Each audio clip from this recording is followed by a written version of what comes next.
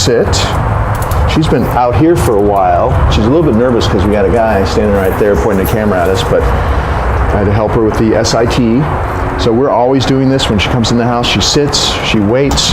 You step in first to accentuate the fact that this is your boundary, not hers. She doesn't just race through and pull you through. And then she waits till you come back next to her. You say, okay. And this is the way she walks through, see, calmly. I'm going to come out, too, to show you how we bring her out. So I'm going to close this door. I'm going to have her sit. We have a couple of excitable dogs in here, and they bark whenever they see us. That's what you're hearing, no. So she's sitting. She's waiting. I'm stepping out. I step back. Oh, no.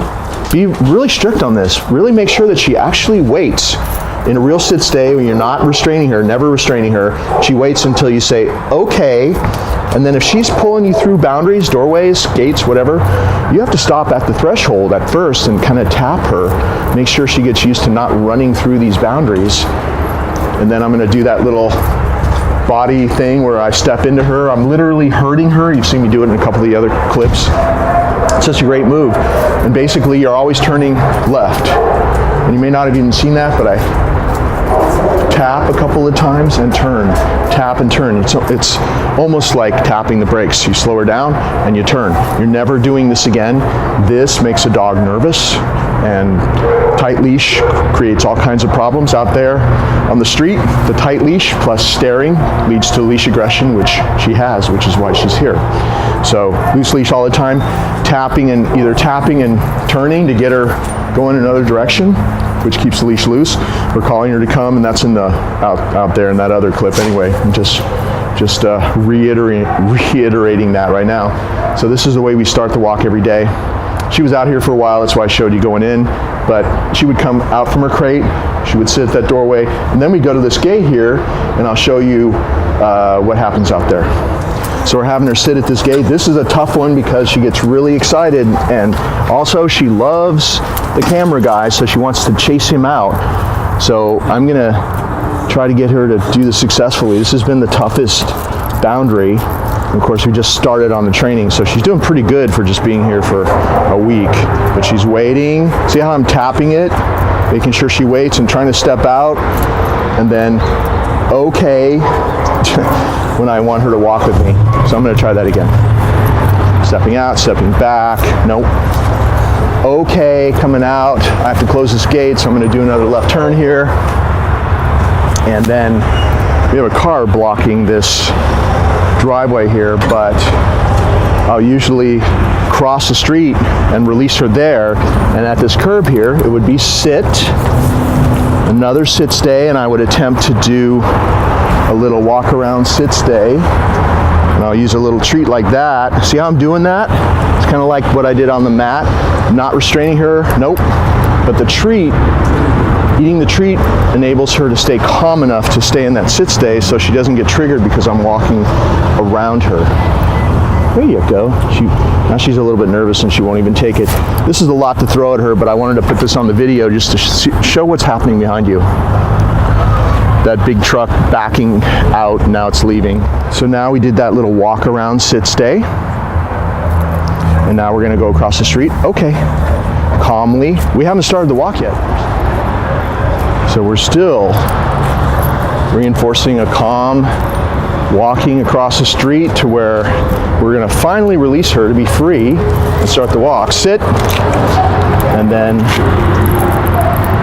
go, and she's free. Good, and oh look, dogs, follow me here. Look at these dogs. More dogs just showed up. So here we have all these dogs. Come. All right. Good. Very good. Right? Yeah. Very good. That was just, they just showed up, so I thought I'd show you that. So she's so much calmer when we come out here because of the way we start the walk. Most people start the walk, and I'm giving her treats now just because, just to keep her at this low level of calmness. The leash is loose. We always start the walk on the inside of the front door. She's got to sit and wait, all these boundaries, even the curb. She crosses the street calmly, which we're reinforcing right now, but she's doing pretty good, you know, considering it's only been 7 days. And then she gets finally released here after 2 minutes of being calm. It kind of puts her in the zone. You bring her out here, first thing we see are some dogs, and she's non-reactive. So how you start the walk is really important. Do not make a big deal out of going on a walk. She jumps all over the place and she's excited. She pulls you out the door, down the stairs, or wherever, through the door, through the gate, and then she's all hyped up and reactive, all excited, and she sees a dog and she goes over her breaking point. So you start the walk on the inside of your front door. She doesn't go through that front door until she sits and waits, just like you saw what we're doing. And you start doing that and you're going to see a much calmer dog out here. And that's how we've been doing it. Good girl. We're out on a little walk with Basil, and we have dogs that are going to show up. They're going to surprise us, and I hear that Basil is not good with dogs when she meets them on the street. Her tail is a little bit tucked under her, but that's because she's kind of a little bit shy sometimes. And she doesn't know we have this dog here. Oh, there's another dog too. She's going to get really surprised when she turns around. You can see all this, right? Okay. Stay there. Just walk around. But stay there. You too. Go over there. Oh, look. There's dogs. Come. So you have to always practice your recall. You have to, as soon as she spots them, you have to call her to come to you. That's the only reason that I'm not having a problem here. And we got 2 dogs. Come. See how I'm drawing her away? Left hand leash, right hand reward. We're out here on the street. There's no tight leashes.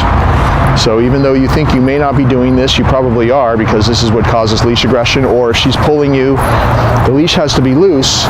And the way that we achieve that is through, instead of restraining, we tap and release, and we use our come command. Come! Like that. Good. Why wouldn't she want to come to me? Every time she comes to me, she gets rewarded. That's how we get the ball rolling with her. And any dog, it's like, hey, if you do this thing, I'm gonna pay you. So here they are. There's a little dog and a big dog that she doesn't know. And because of the way I'm handling her, come.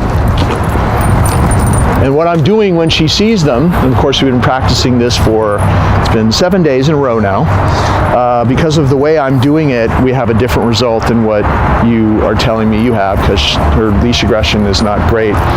Excuse me, let me say that over. Her leash aggression is pronounced in public. That's what you've told me, with other dogs. Why don't you go get another dog? Go get Luna, yeah. So maybe she's triggered by a certain type of dog, so we're going to bring out another type of dog and just make sure. But as you can see, she doesn't care about it here. And we have been practicing in a real life situation on a real street with real dogs on leashes right in front of us. Why don't you walk her around a little bit, make her move. Come!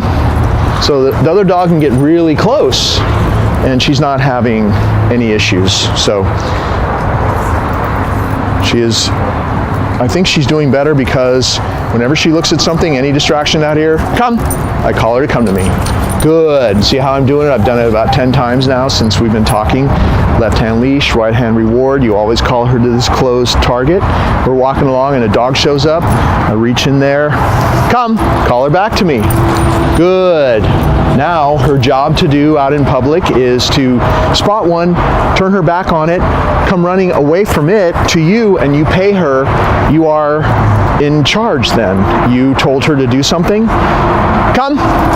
She's doing it. Good. She gets good stuff for doing it. And she doesn't need to do that anymore, because you're handling her differently. You're getting a different result. So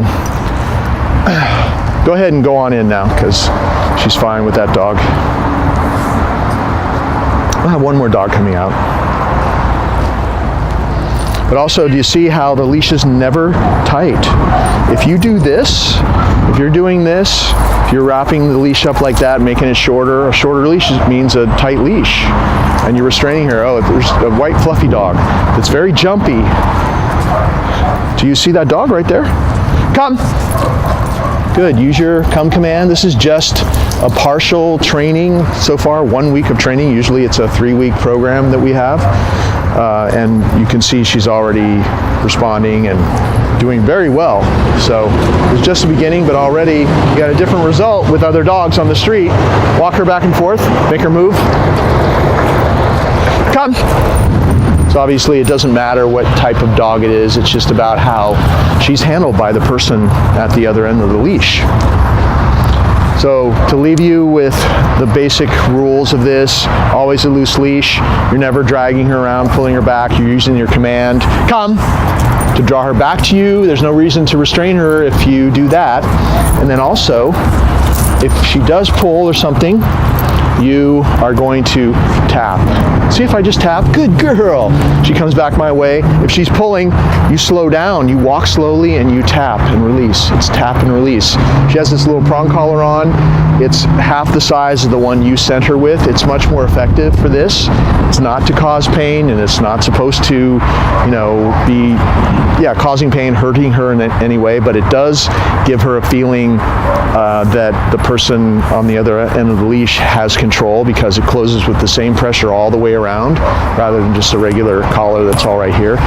And it's all about how you use it. It's a loose leash, and it's tap and release, which slows her down. And of course, come if you need her to come back to you. Good girl. Okay.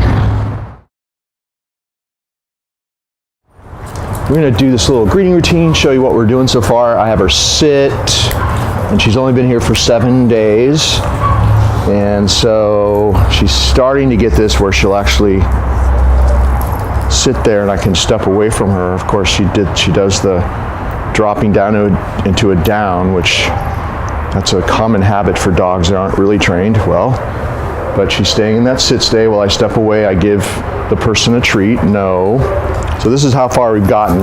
You can also, reset her, because when you turn into the dog and you turn them away from their mistake, so to speak, like I just did, your body does the work. It's like a refresh for the brain. And then they have a chance to do it over again and do it better. No. And I'm shooting for her not moving at all. Nope. So I'm going to say no. I'm going to circle like this and do it again. And we're not going to send her over to get the treat, no, until she does it the right way. And then you'll see what we're shooting for. No. And of course, you have to be super gentle with her. We are using a much smaller prong collar than you sent her with. So it works better. She's more sensitive to it. So she waits there. She's not moving. She's not traveling, getting up and moving forward. That's not a sit stay. We want a real sit stay. And then she waits. You're never restraining her. So it's always loose. Go say hi. She gets a treat. She gets a pet. And you say, come. Good. We'll do it one more time. I usually do it 5 times, but we want to make this video short. So I'm going to say sit.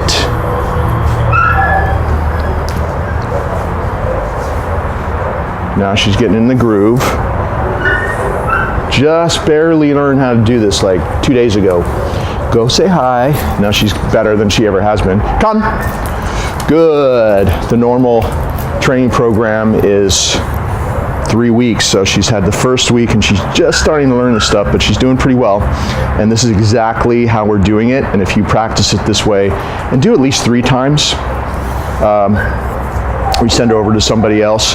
It's a great way to get her more comfortable with strangers.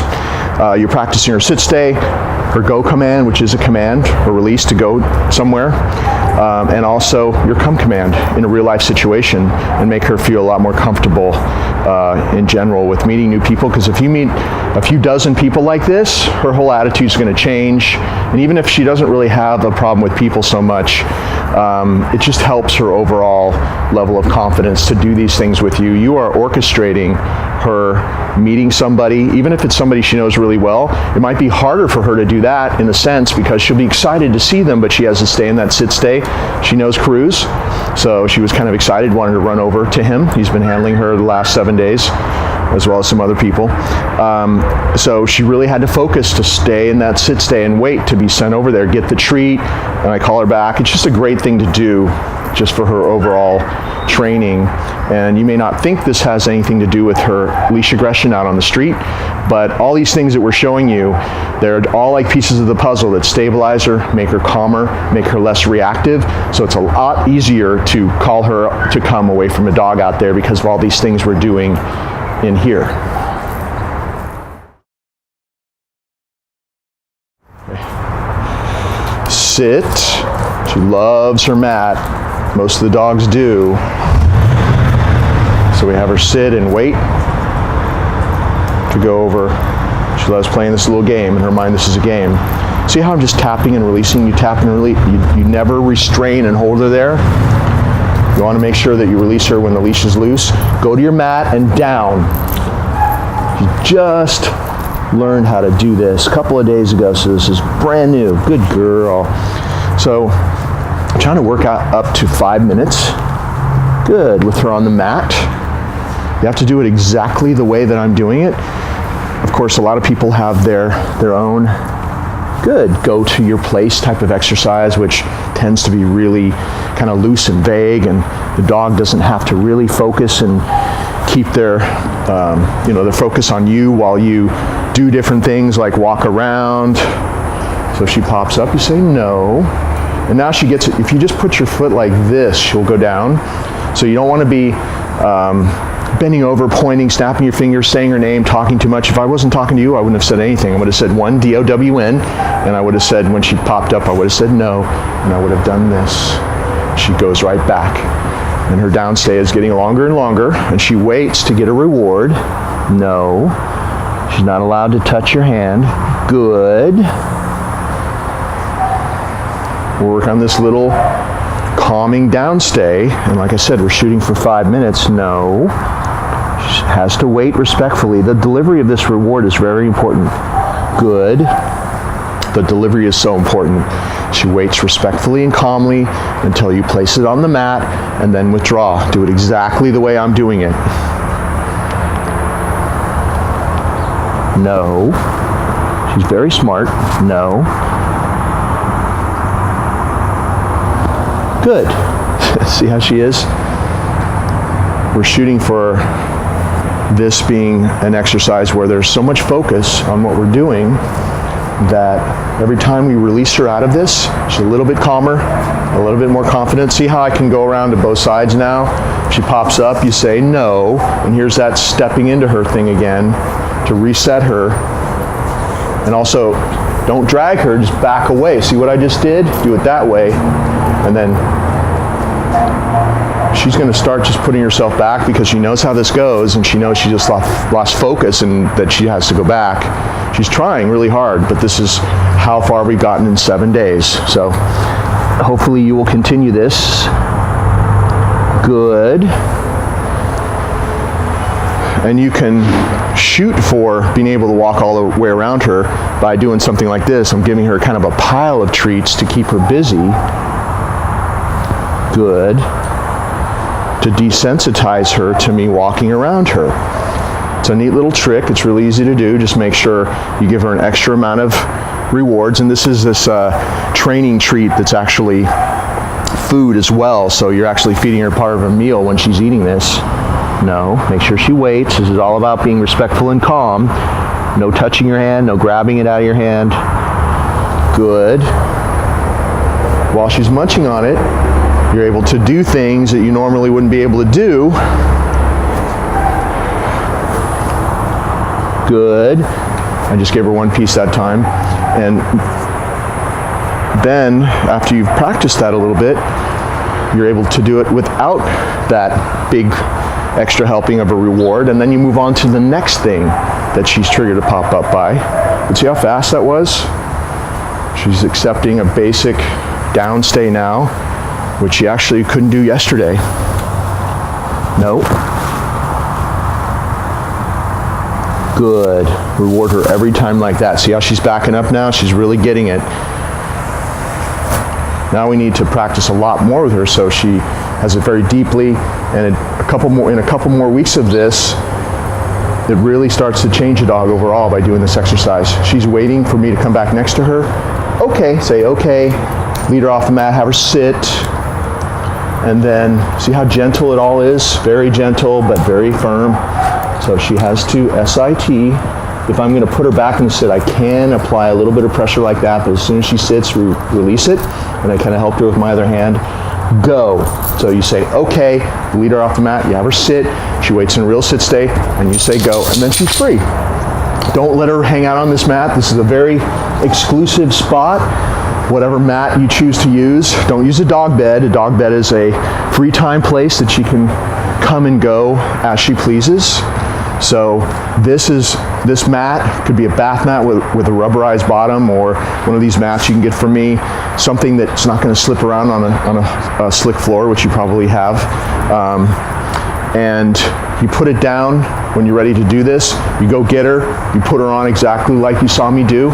You take her off exactly like I just showed you. You pick it up right away because she's going to want to go hang out on it, and it makes this exercise even more powerful. If she can only go on with your permission, she can only come off with your permission. You practice intense focus on you and a downstay when she's on there.